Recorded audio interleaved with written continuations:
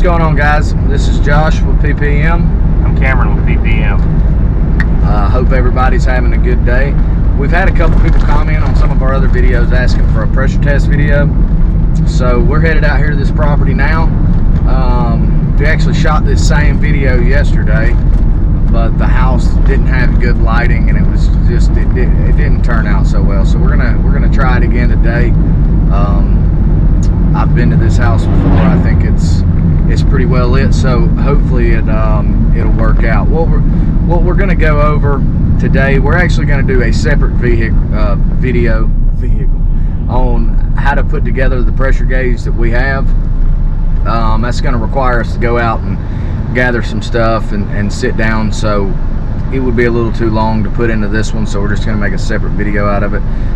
But in this one, the only thing that we're going to go over is from start to finish the pressure test. We're not going to include anything to do with the winterization. It's going to be strictly the pressure test and the way that we do it, which meets the expectations of several different national companies. So we'll be pulling up to this property here in just a minute and we'll get this thing rolling.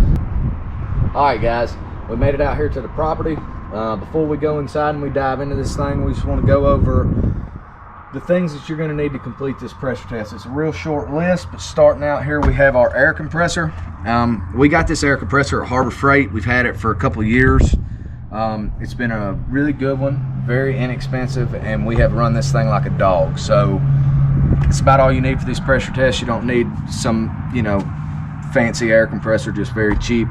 Our air hose, I think it's 25-30 foot. It also come from Harbor Freight. I like this air hose. It's really easy to roll up and it looks nice and neat when you do roll it up, which is important to me.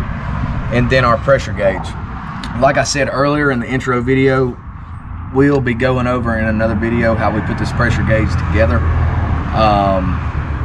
We'll say, like I said, we're going to save that for a different video. But pressure gauge, air hose, air compressor, that's all you need. So let's get on in here and get after it. So we got everything in the house and we're all set up here. And the first thing that you're going to notice is that the air compressor is inside and it's plugged up to the wall. Now this doesn't happen very often, but when it does happen, it's okay to take full advantage of it. We live by the motto, take what the good Lord gives you. And if he was kind enough to put us in a house with power, we're certainly going to take advantage of it.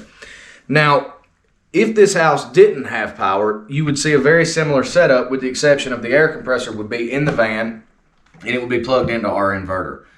The hose would be running all through the house, and if we didn't have enough hose, we'd hook up an extension cord from the inverter to the air compressor and we'd have the air compressor on the front porch or something. So, not a very complicated setup. Power, air compressor, hose, pressure gauge. So let's go in here and we'll take a look at where we got the pressure gauge hooked up. So the first thing you're going to notice about this wonderful arrangement is that the washing machine, the hot water heater, the electrical panel is all in the master bathroom. That doesn't even have a shower or bathtub. So I don't think anybody's going to really want to buy this house, but that is besides the point. 90% of the time we hook these pressure tests up on our washer hookups. The client prefers it.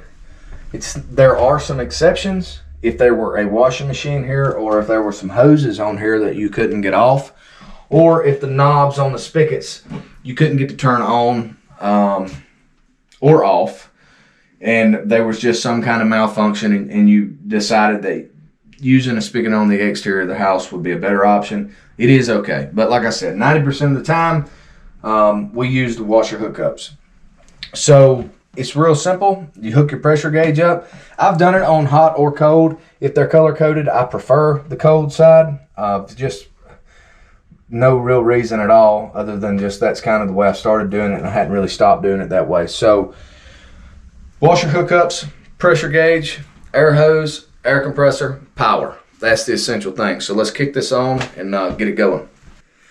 So when you get everything set up and you've got it all hooked up, your pressure gauge, air hose, air compressor, and all that good stuff, one of the most common things that happen to us, and I assume it happens to other people that may lead somebody who's just getting in this or not very familiar with it to believe that the pressure test is failing, because the system's losing pressure, is two things: exterior spigots and the toilet tanks. And I want to show you about these toilet tanks. So if you come into a house and these toilets, there's no water in the tank, or not enough water to hold this float up to the top, and this valve back here is on, it's going to blow air.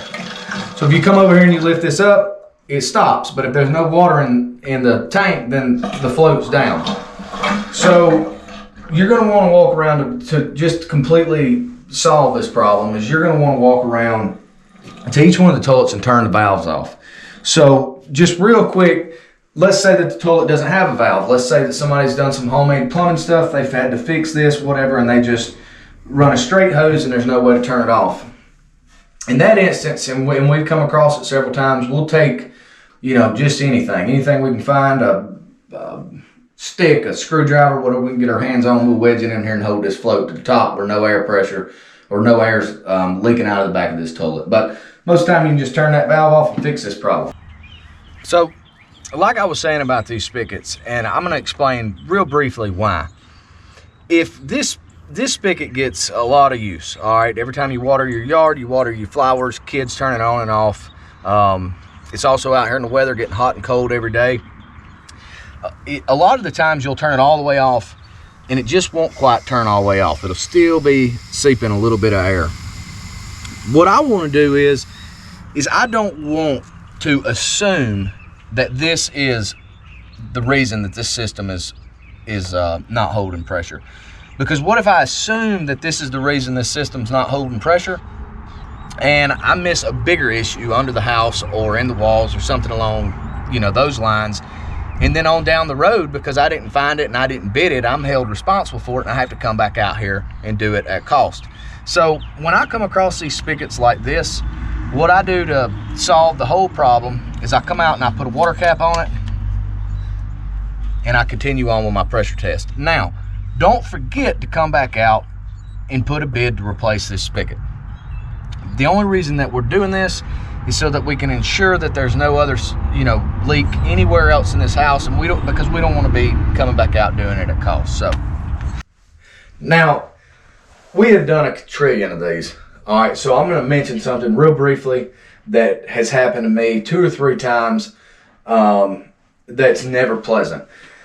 When we don't have the air compressor right here and it's all the way back down in the van, and you come up here and you get everything hooked up and you're walking back down there to turn the air compressor on, be sure to make and check this valve right here and make sure it's off. A couple of times I just assumed this valve was off and it was open. I go down and I turn the air compressor on, and by the time that I get up here, there is water has went everywhere. And I'm in here with towels and everything else trying to clean it up. I'm sopping wet, and in the wintertime, it's not very fun. So it's good practice to just check and make sure this spigot's turned off. So once you've checked your toilet tanks, you've checked your exterior spigots, and you've made sure that none of the simple things are leaking air, and you're ready to go on with your pressure test, you turn your air compressor on, you open up this valve, and you pump it up to 35 psi. I don't know if you can see that there. I'll try to get close. But with our client, actually with all of them that we do it for, they all require 35 psi. Not all of them require 30 minutes, but it's good practice, especially if you have employees, just to train them to whatever the maximum is so that they're never underachieving it. So we pump it up to 35 psi for 30 minutes. And once we get it there, we're going to turn that valve off. You go ahead and unhook this. And then you walk away. You walk away for 30 minutes and you come back in 30 minutes. And if that needle has moved any, then you have got a leak somewhere. Now, real quick, and we touched on this a little bit while we were outside talking about the spigots. The whole objective here is we want to make sure that this place isn't leaking any water. We want to make sure there's no plumbing damages. If there is, you want to find them and you want to bid them so that you can address them and you never have to come back out here and do anything at cost. One of the most aggravating things about this business is at cost work. We've had to do some. I'm pretty sure anybody who's been in the industry a while has. It's very, very frustrating, and some things you just miss and it's kind of out of your control. So when you pump it up with air, you can sit here for just a minute and you can pretty much tell if it's going to pass the pressure test. If you are still leaking air, I'll go in there, I'll pump this thing up as, to 50, 55, somewhere in there. I'll shut the valve off, shut my air compressor off, and I'll get out and I'll start walking around the house and I'll just listen for it. A lot of times you can hear it. And hope I can find it. The plumbing thing is very frustrating in the sense that you'll spend a lot of time here trying to find the plumbing leak a lot of the times, but this is the way to do it, and it's a very, very important step. So we're going to hang tight. We're going to come back in 30 minutes and we're going to see what it's all about. All right, it's been 30 minutes, so let's check our pressure gauge and let's see if this thing held pressure. So this system held pressure, so that's good. There's nothing to bid. If your system would not have held pressure, and I cannot say this enough, figure out why and bid it. Don't think you figured out why and bid the easy stuff. Actually figure out why and bid it. You do not want to be coming out here and do this stuff for free. So as far as the pressure test goes, that's it. It's really easy. It would be quick if it didn't take 30 minutes, but it's still 30 minutes that you can make phone calls, text your old lady, play tic-tac-toe, whatever you want to do. So that's it for the pressure test. I hope you guys enjoyed the video. Don't forget to like, share, and subscribe, and see you next time.